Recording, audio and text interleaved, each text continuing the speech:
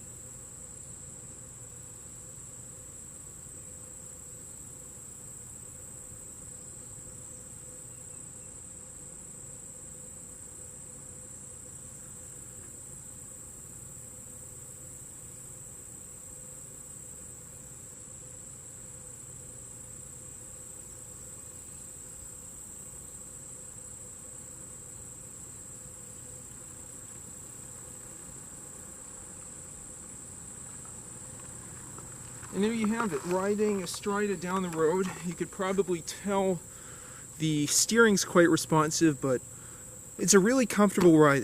I really love this bike. It's super light, super reliable, easy to repair, very, very comfortable, and very responsive steering, both with the pros and cons of that. It's great. Anyway, I hope that's informative to you. Thanks for watching, and like and subscribe as always.